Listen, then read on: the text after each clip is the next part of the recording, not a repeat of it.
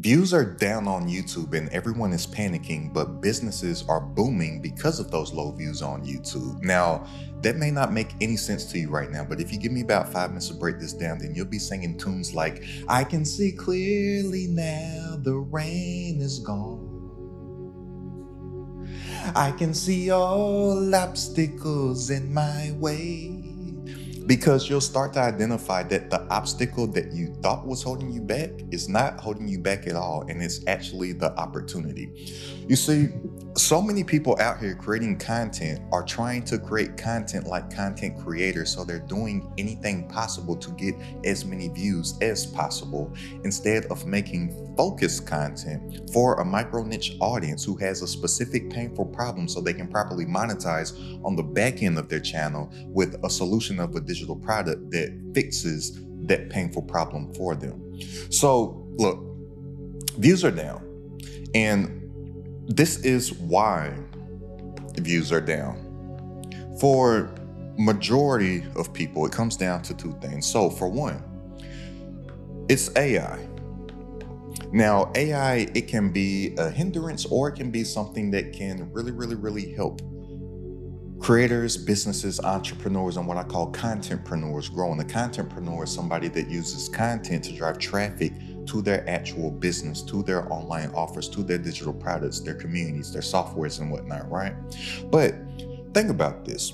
Years ago, when somebody had a problem and they were looking for the answers, they simply just Googled something.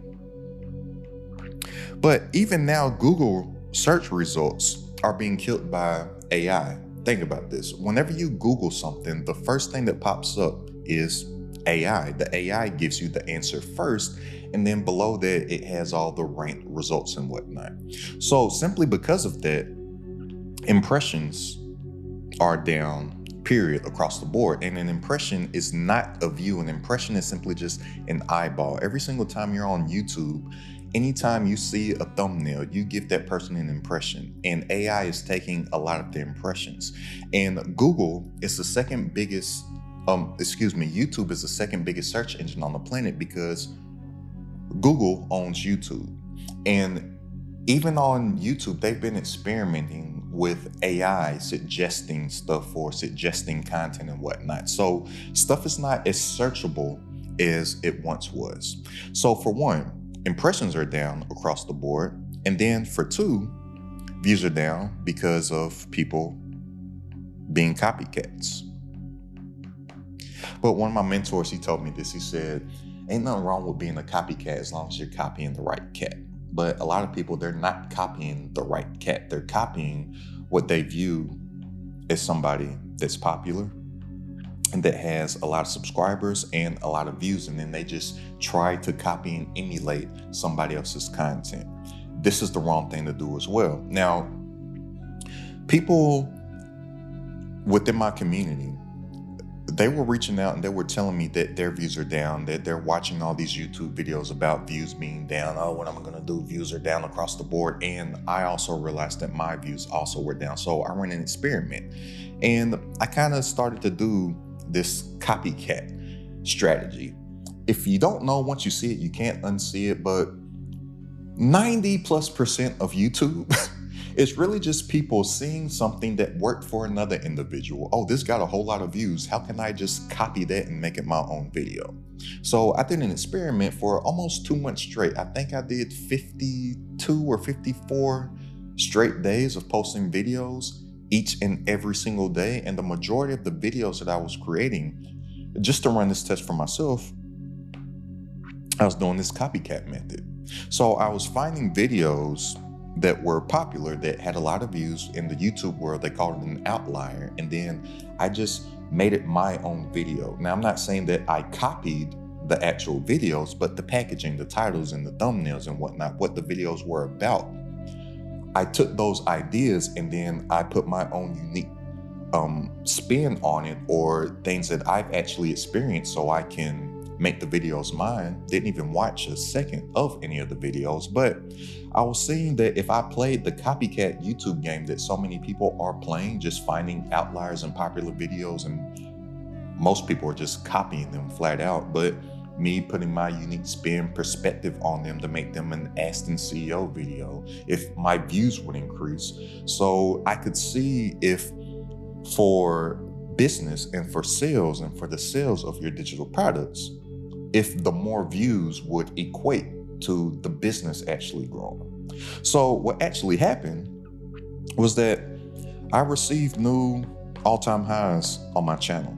I had the most views that my channel has ever gotten within that time period.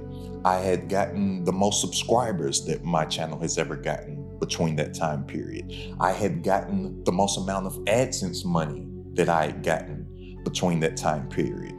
But the business was going like this.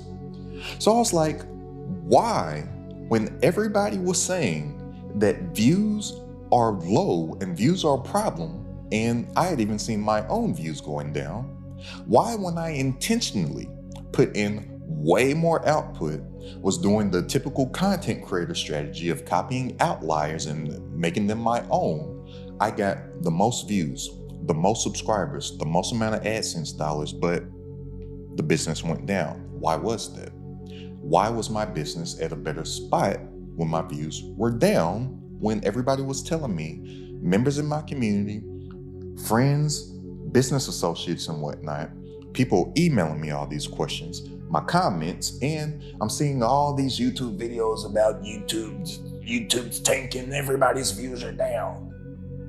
I realized it was because of this. When people are doing this strategy right here and they're just trying to make things that are popular for vanity metrics' sake, they're thinking like that content creator instead of that contentpreneur. So typically when you're doing this and when you're copying outliers also, typically outliers are extremely broad content. When in order to properly increase your influence, which will have a positive impact on more people, and a byproduct of your influence and impact growing is that your influence will grow. In order to do that, you need to have a micro niche audience and you need to go deep. That's what she said, more so than broad. And what I did in my almost 60-day straight posting experiment, I was making a lot more broader content that was reaching a wider audience of people. But these people were not the perfect candidate like you are right now watching this video for my actual offer and what it is that I actually do, which is to help contentpreneurs increase their income, impact, and influence online with digital products. So initially it felt good. I was like, whoa, I have all this new traffic on my channel. Whoa, I'm getting all these subscribers. Whoa, I'm getting all these views. And some of these videos have turned into the most popular videos that I've posted all time on my channel. All of that positive viewership and that little dopamine release that I got from getting more of the perceived wins on YouTube, it was all false metrics because my business was suffering on the back end. What so many people need to realize is that you can do more with less.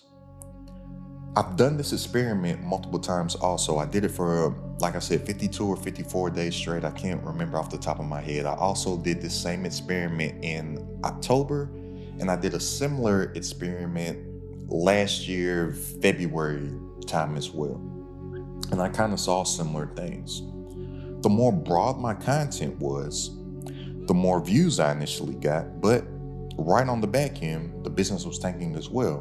Because if I was coaching myself, and as I coach people, you need to make specific content for a specific person with a specific painful problem. And that's how we properly do monetize content, because the money isn't to be made off of views and AdSense and stuff like that. That's why the content creator's life is so up and down, because they are dependent on AdSense dollars, which in order to make any life-changing income or any considerable amount of income from AdSense dollars, you have to get a lot of views. Therefore, they're just making the broadest stuff possible to go and get so many of those views, but they don't have a targeted audience that is all there for one specific thing.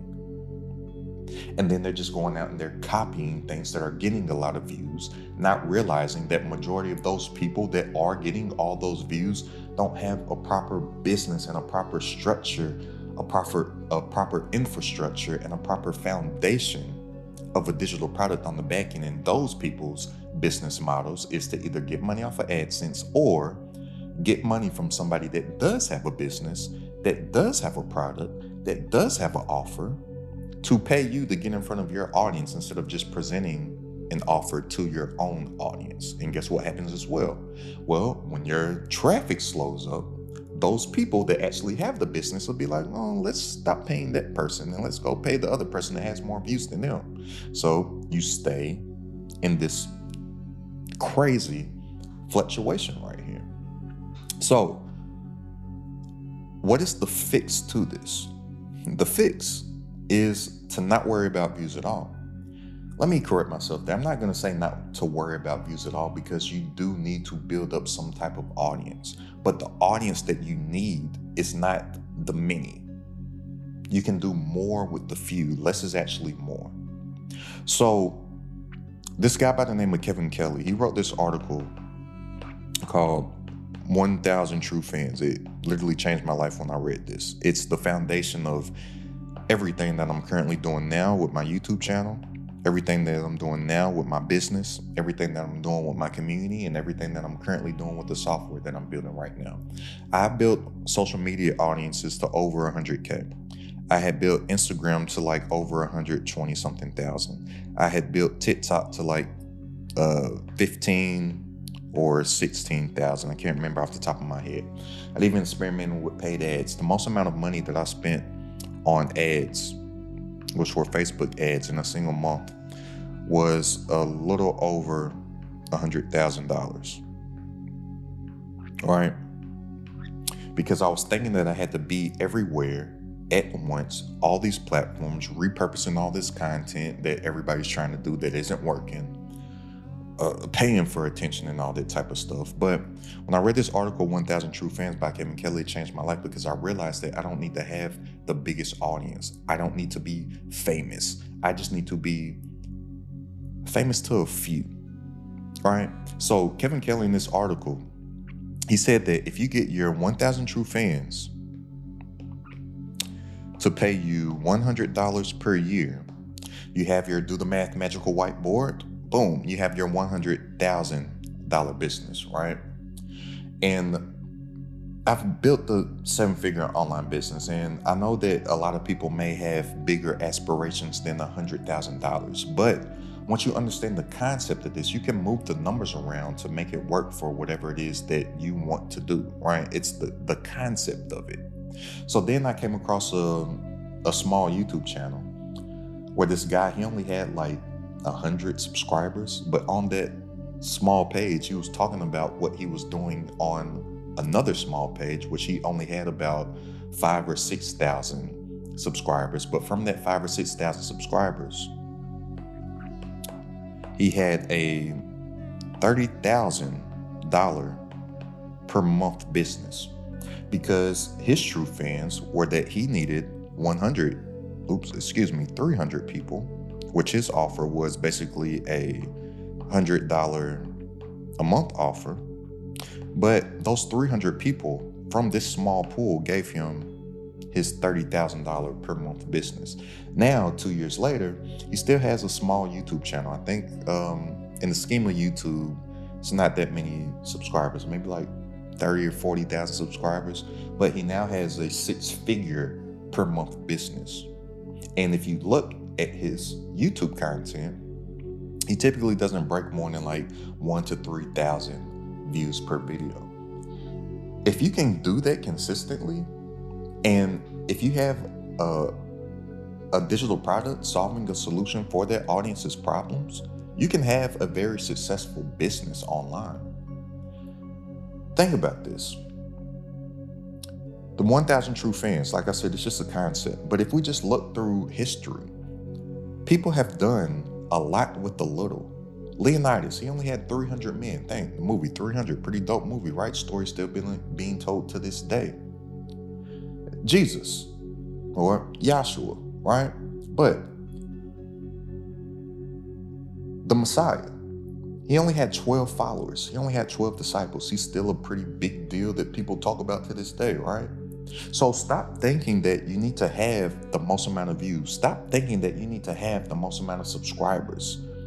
And start thinking who those subscribers are. Because I'm telling you, and I ran this experiment for myself, and so I could give my community real-time data. I saw for myself, I got the most amount of views ever on my channel, and my business suffered for it. So everybody is up here worrying about views being down. When if you're thinking like a contentpreneur instead of a content creator, views shouldn't matter at all. I don't care if my views are up or down. That's why I can run these experiments and go and just do what I know is going to get more views, because it's actually easy to get views if you want to go and get a lot of views. It's literally just a brunt force of volume and copying everybody. But I can run experiments like that, and then I can go back to what I was already doing and just getting the right views from the right people, because it doesn't matter to me what the views of my channel are, because I'm thinking of building the proper business and the proper infrastructure and the proper system. And system stands for saving yourself time, energy, and money. So whereas no matter what the views are doing, the system is going to be running. And that's how we can make more while working less and getting our time back, by focusing and building the solid system instead of thinking about vanity metrics of the views and whatnot. So what you want to do is that you want to think of what is that problem that people have.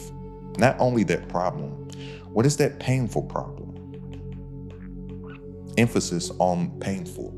Because what so many people are not realizing, the reason why they can't sell a digital product is because they're trying to sell vitamins instead of painkillers. So you have two types of problems that I like to say. You have your vitamins, and then you have your painkillers. And as a kid that grew up in the 90s, something that was really big in the 90s was the Flintstone vitamins. We're Flintstone kids, something else and growing. We probably would have been okay without taking those vitamins, but why did those vitamins sell? Those vitamins sold because we were familiar with the brand of the Flintstones. We were familiar with Fred and Wilma and Barney and Betty and Pebbles and Bam Bam and Dino, right? But think again, they had such a huge audience of kids that were familiar with the Flintstones that they were able to sell vitamins. Well, if you're trying to sell a digital product that is just a vitamin, guess what? You have to have such a big personal brand. But if you're focused on selling painkillers, well, then you don't need to have the biggest brand. You only need to have a micro niche personal brand, because people do not care about your audience size. People do not care about how many views that you get if they want to get out of the pain that they're in. If they want a transformation, if they want a result, if they want a new identity. I have a member in my community, he does not have one video that's gotten over 30 views, but he got somebody to pay him $10,000. Why is that? Because he sells a painkiller, not a vitamin. So think, what is that painful problem that you're going to solve? What is that painkiller? And then you make your entire content around this. So you have a micro niche audience, 100% of people that want to get away from their pain, because it's always going to be easier to draw someone away from their pain than to lead them towards their pleasure. And this right here is the number one problem that majority of people on YouTube have, is that the offer that they have and the content that they're making do not go together, and they're not building an audience around what it is that they have to offer. They're getting sidetracked by thinking of the audience instead of thinking of problem first, product first, painkiller first, and then building an audience around it so you become the trusted authority because people are buying things from people that they know, like, and trust. And I'm working on building something that fixes this exact problem right here. So check out this playlist right here to see everything from ideation to creation to $1 million business so you can build your $1 million business.